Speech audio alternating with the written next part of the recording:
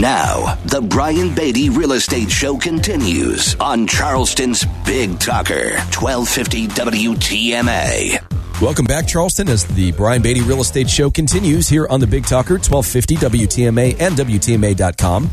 So I want to answer this question that a lot of folks are considering right now, which is now the right time to buy a house?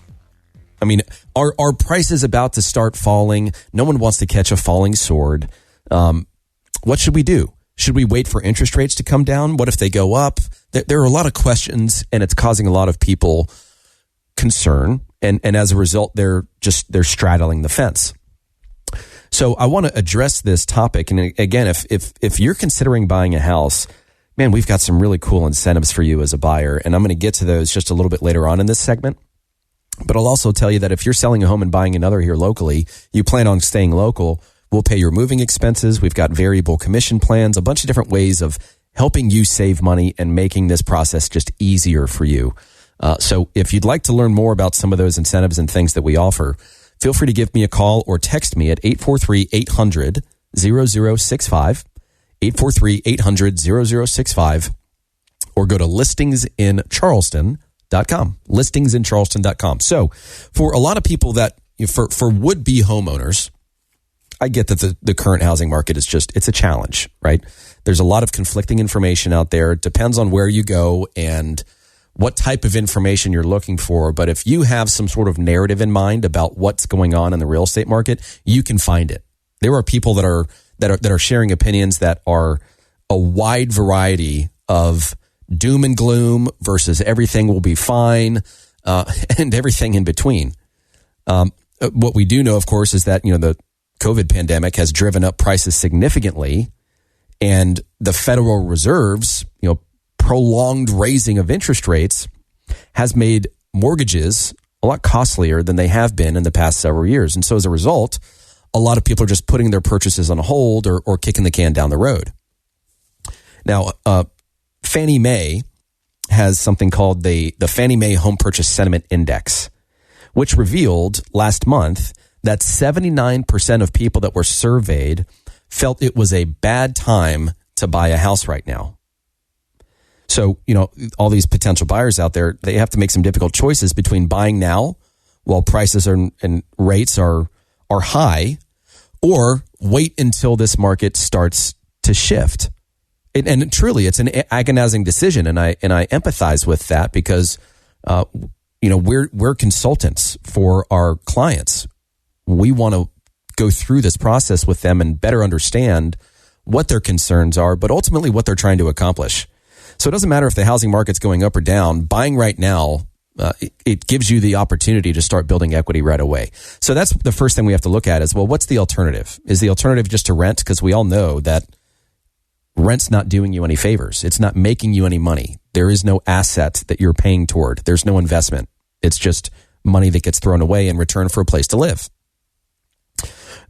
So you get the opportunity, of course, to start building equity, but it also ensures against any potential increase in mortgage rates later, right? Whatever you lock in at is what you're locked in at. You can go below, but you can't go above. So when rates go up, it can really put a strain on your finances, obviously, and then it just leads to shelling out more money and interest over the life of the loan. So if you're thinking about buying a house, I think it's important to kind of first assess if the timing is right for you. So I think there are three questions to ask in relation to that. And the first is, do you have excellent credit? Do you even know what your credit score is? Or are there some issues on your credit report that make sense for you to address so that you can qualify for better interest rates? So the first one is, how's your credit? The second is, do you have enough saved for a down payment and have enough cash in the bank for a reserve fund for things that might come up that need to be repaired? So on and so forth. And then the last one is just, are you planning on staying in the house for a while? So if you answered yes to all of these questions, it's probably an indication that now would be a good time for you to buy. Now, good credit, which is a score of 740 or higher, can help you secure the best deals on mortgages from lenders who view you as a low-risk borrower due to your history of on-time payments. And we've talked on this program about the loan limit price adjustments that are in effect. They've been around for a long time, but the idea that someone with a better credit score and a larger down payment isn't getting as much of a benefit as somebody with a lower credit score and a smaller down payment just goes against everything that I was raised to understand about financial responsibility and the reward that should be attached to that. If I consistently make my payments, I'm going to have a higher credit score. If I'm financially diligent, I'm going to have more money for a down payment. Those are things that should be rewarded. But what they've done is they are incentivizing people with lower credit scores to get into real estate ownership. When in reality, let's be honest, we don't need more buyers in this market. We need more sellers. We need more inventory. If we're trying to achieve balance, then it's got to come from the supply side, not from the purchasing side, not from the demand side. But anyways, I digress. But your down payment should be substantial enough so that you'll have an additional cash reserve in case something unexpected happens and you've got to shell out some extra money for that. But the other thing that I would say is that since closing costs, when you're getting a mortgage, they're going to run about 3% of the purchase price of the property. So it's wise to ensure that your plan involves staying in the house for a while because, selling quickly, you don't pay a commission when you buy a property, but you sure do when you sell it. And so between the commission and the closing costs associated with selling it, that's going to be close to 10% of the sales price of the property. It's more like 9%, and there's some variables there. But you also had the cost associated with purchasing it. So the cost associated with buying it and selling it equate to about 12% of the value of the property. So you would need for the property to appreciate 12% in order for you to get your money back and break even. Now, of course, you are going to be paying down your mortgage, right? The balance of your loan over time. But the first few years of you paying mortgage payments, really all it's doing is just eating away at that interest. It's mostly interest. So you're not really doing a lot to affect the principal balance of your mortgage. So, you need to, in my mind, if this is a personal residence for you, it's not being looked at as an investment property. It needs to be something you're willing to stay in for a while. Now, we've also heard, and this is sometimes a roadblock that people have with regard to buying a house, and that's, doesn't applying for a mortgage hurt my credit score? So here's what you need to know about that. Factors like debt to income ratio, payment history, accounts and collections, credit card balances, loan inquiries, all of it contributes to your credit score. Mortgage inquiries have a minor and temporary impact on your score, especially if your credit history is strong.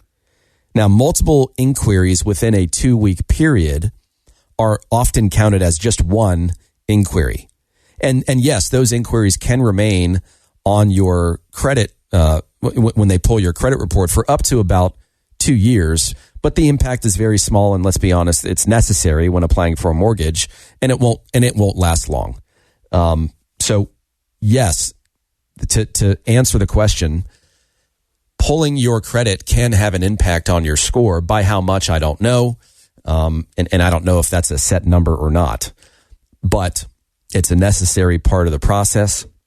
And for us, we want to encourage folks to have discussions with lenders to get pre-approved, not only so that we're shopping with confidence, and then when we find something we like, we can make an immediate offer and accompany that offer with a pre-approval letter. But you also have the opportunity to interview multiple lenders within that 2-week period and have those interviews and those credit pulls not affect your score as much as it would be if you stretched it out over time.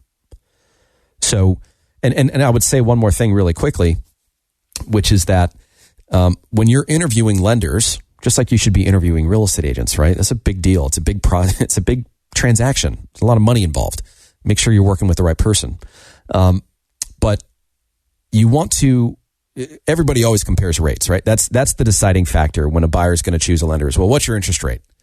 There's a lot more that goes into that. Yes, the interest rate is important, but you also need to look at the cost associated with obtaining that interest rate. How much upfront money are you going to have to pay in order to get that interest rate? What are the fees that particular lender is charging? So if you talk to lender number one today and they say, yeah, it's a 7% interest rate. And then a month later, you find something you want to buy, and then you interview another lender, and they say, yeah, it's a 6.75. and you go with that second lender because the rate's better, you need to have a conversation with that first lender and say, hey, I know that there has been some time that's gone by. What are the current rates looking like right now? In other words, don't compare apples and oranges. Make sure that you've got a nice and neat comparison at that same point in time so that you can truly gain an understanding of what that specific lender is going to offer you in the form of cost, right? So there's something that I alluded to this in the beginning of the segment, but we're offering something through some of our lender partners called our Rate Rebound Program.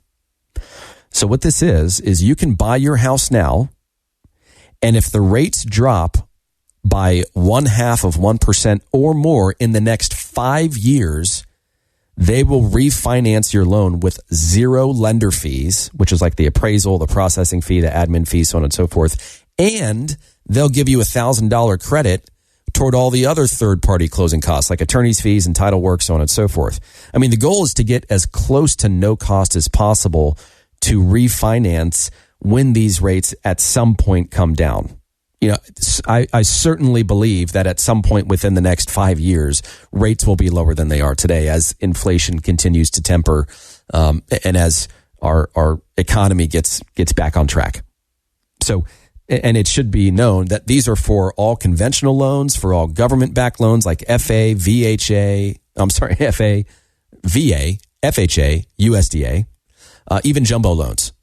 So the program is running until September 29th of this year. So any home that closes by September 29th qualifies for that program. So if that's something you'd like to learn more about, if you're thinking about buying a house, you got to learn more about this program. It's a game changer.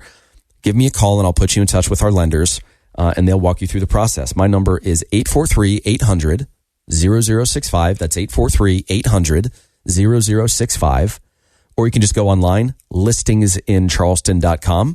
That's listingsincharleston.com. Stick around for more of the Brian Beatty Real Estate Show right here on the Big Talker, 1250 WTMA and WTMA.com. It's the Brian Beatty Real Estate Show. Broadcast Saturday mornings at 9 and Sunday mornings at 10 on the Big Talker, 1250 WTMA.